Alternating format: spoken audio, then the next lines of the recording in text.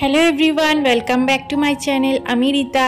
কেমন আছেন আপনারা সবাই? আশা করছি আপনারা সবাই খুব ভালো আছেন আর সুস্থ আছেন, আর আমরাও মোটামুটি ভালোই আছি।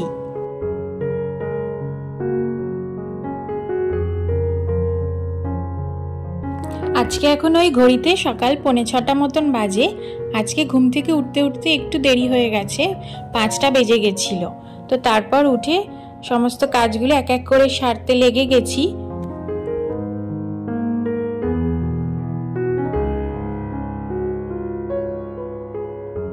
তো প্রথমেই দেখতে পেলে রান্নাঘরে ঢুকে আগের দিন রাত্রিরে যে বাসনগুলো মেজে রেখে দিয়েছিলাম সেগুলোকে জায়গায় রেখে দিলাম, আর তারপরে চলে এলাম বিছানাগুলোকে ঠিক করে গুছিয়ে নিতে।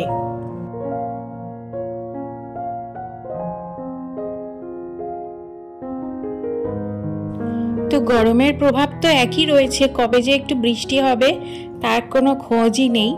তো যাই হোক, সেই দিনের জন্য অপেক্ষায় রয়েছি, যেদিন একটু বৃষ্টি হবে সেদিনকে একটু স্বস্তি পাওয়া যাবে। তো যাই হোক, কাজকর্মগুলো তো করতেই হবে এত গরমের মধ্যেও। ওই আর কি, যে সমস্ত কাজ না করলে নয় সেগুলো তো করতে হচ্ছেই, আর যে সমস্ত এক্সট্রা কাজগুলো সেগুলো দিনের পর দিন থেকেই যাচ্ছে। যেদিন যেদিন করা হচ্ছে সেদিন হচ্ছে, আর না করলে তো থেকেই যাচ্ছে কাজগুলো।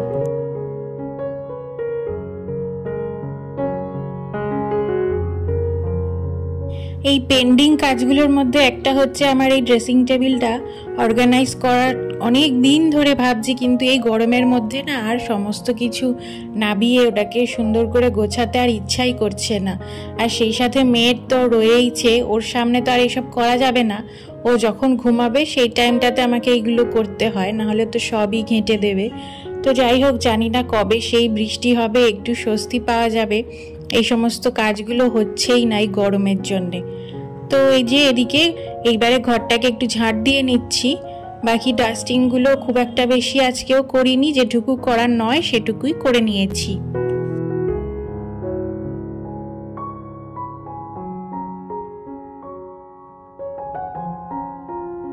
তো এই যে এদিকে এবার ঝাঁটটা দেওয়া কমপ্লিট হয়ে গেল। আর এই ঘরে এখনো মেয়ে ঘুমাচ্ছে, তো সেই জন্য এই ঘরের বিছানাটাও এখনো তোলা হয়নি। তো উঠলে তারপরে ওই ঘরের বিছানাটা পরিষ্কার করে নেব। আর যে সমস্ত ডাস্টিং এর কাজ আছে আজকে ভাবছি এই ঘরটাও একটু ডাস্টিং করে নেব। আর এই যে ঘরটার ঝাড় দিয়ে নিয়ে মুছে নেওয়ার পরে একটুখানি এনার্জি পাওয়ার জন্য গ্লুকন ডি খেয়ে নিলাম। আর সেই সাথে এরপরে বাকি কাজগুলো এক এক করে এবার সেরে ফেলতে হবে, অনেক কাজ এখনো পড়ে রয়েছে। তো এই যে এরপরে চলে এসেছি সবজিগুলোকে কেটে ভিজিয়ে রাখতে। আলুটা তো বিশেষ করে একটু আগেই কেটে রাখি, তো সেগুলোই করে নিচ্ছি। আজকে খুব একটা বেশি রান্নাবান্না ঝামেলা নেই। তো দেখতেই পেলেন এদিকে আমার আলুটা কেটে নেওয়া হয়ে গেল। এরপরে এক এক করে যা যা সবজি আজকে রান্না করা হবে সেগুলো সমস্তটাই কেটে ধুয়ে রেখে দেব জলে ডুবিয়ে। আর সেই সাথে চালটা ভালো করে ধুয়ে নিয়ে এবারে ভাতটাকে বসিয়ে দেব। আর এই যে চাল ধোয়া জলটা রেখে দিচ্ছি, এটাকে গাছে দিয়ে দেব এরপরেই।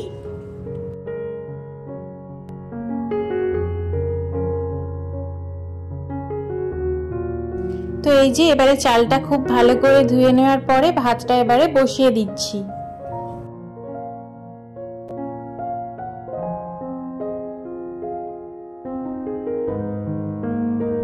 তো ওইদিকে মোটামুটি রান্নাঘরের কাজটা কিছুটা এগিয়ে রেখে আসার পরে এদিকে এবারে চলে এসেছি বাকি কাজগুলো সেরে নিতে। এদিকের এই ঘরে বিছানাটা তুলে নিয়ে বাকি এদিকে কিছুটা ডাস্টিং আজকে করে নিচ্ছি।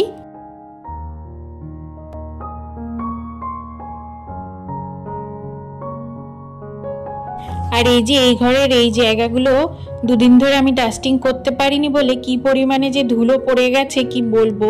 মানে দুদিনেই এতটা ধুলো পড়ে গেছে, মনে হচ্ছে যেন কতদিন মোছা হয়নি। তো এরকমই হয়, এত ধুলো পড়ে যায়, মানে একদিন অন্তর অন্তর মুছছি এখন, তাতেই কত ধুলো পড়ে যাচ্ছে।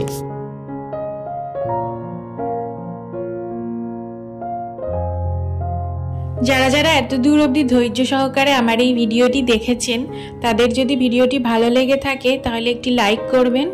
আর এরকম ভিডিও আরও যদি দেখতে চান চাইলে চ্যানেলটি সাবস্ক্রাইব করে আমার পাশে থাকতে পারেন, আমার এই ছোট্ট পরিবারের সদস্য হয়ে যেতে পারেন। আর যারা যারা কাজটি অলরেডি করে দিয়েছেন তাদেরকে অসংখ্য ধন্যবাদ। আর ভিডিওটি কেমন লাগছে কমেন্ট করতে কিন্তু ভুলবেন না। আশা করছি আপনাদের ভিডিওটা ভালো লাগবে।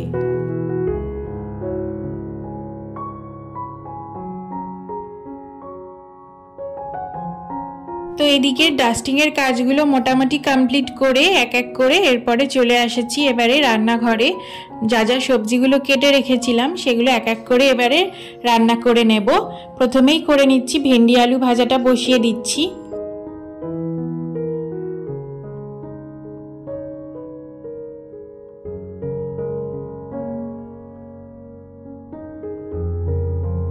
আর আজকে বাকি রান্নাগুলো কিন্তু আপনাদের সাথে আর শেয়ার করতে পারিনি, মাঝখানে একটা কাজ পড়ে গেছিলো, তো সেই জন্য আর কি ভিডিওগুলো শ্যুট করা হয়নি। তো এই যে এদিকে এইটাই শুধুমাত্র শ্যুট করতে পেরেছি। তো এই যে এটা বসিয়ে দিয়েছি। আর তারপরে অনেকক্ষণ পরেই রান্নাবান্না কমপ্লিট করে নেওয়ার পরে এইবারে চলে এসেছি রান্নাঘরটাকে ক্লিন করে নিতে, গ্যাসটা ভালো করে মুছে নিতে। তাহলে দেখতে থাকুন।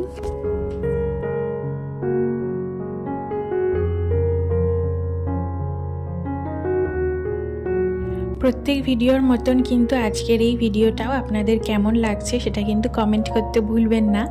আপনাদের প্রচুর পরিমাণে পজিটিভ কমেন্ট পাচ্ছি, যা কিন্তু কাজ করার প্রচুর পরিমাণে উৎসাহ দিচ্ছে। আর এই গরমের মধ্যেও রেগুলার ভিডিও শ্যুট করে কাজ করা খুবই একটা কষ্টকর ব্যাপার। যারা করে তারা জানে 1 ঘন্টার কাজ কিন্তু 2 ঘন্টা লেগে যায়, কোনো সময় হয়তো তারও বেশি লেগে যেতে পারে। আর সেই সাথে বাচ্চা আছে।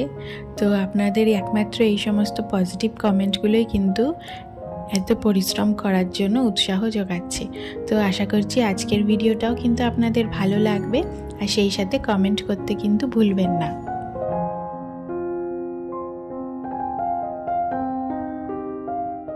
তো কথা বলতে বলতে এই যে এদিকে আমার গ্যাস ওভেনটাও ক্লিন করা হয়ে গেল। এরপরে আস্তে আস্তে একে একে বাকি কাজগুলোও কমপ্লিট করে নিয়েছি। আর এই যে এটা হচ্ছে আজকে আমার লাঞ্চ মেনু। আছে হচ্ছে আম দিয়ে ডাল, লাউয়ের তরকারি আর ভেন্ডি আলু ভাজা, আর সেই সাথে একটু আমের চাটনি রয়েছে। আজকেও বেশ অনেকগুলোই আইটেম রান্না করা হয়ে গেছে।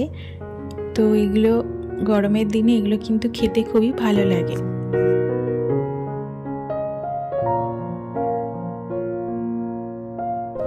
আর এবারে চলে এসেছি, কয়েকটা জামা কাপড় ছিল সেগুলোকে ভাঁজ করে রেখে দিচ্ছি।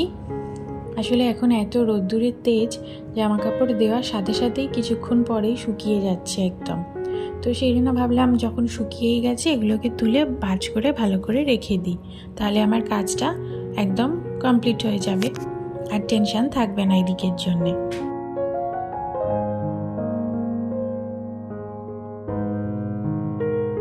তো দেখো এই যে এদিকে জামা কাপড়গুলো ভাঁজ টাজ করে নিয়ে স্নান কমপ্লিট করে এরপরে চলে এসেছি লাঞ্চ থালি নিয়ে।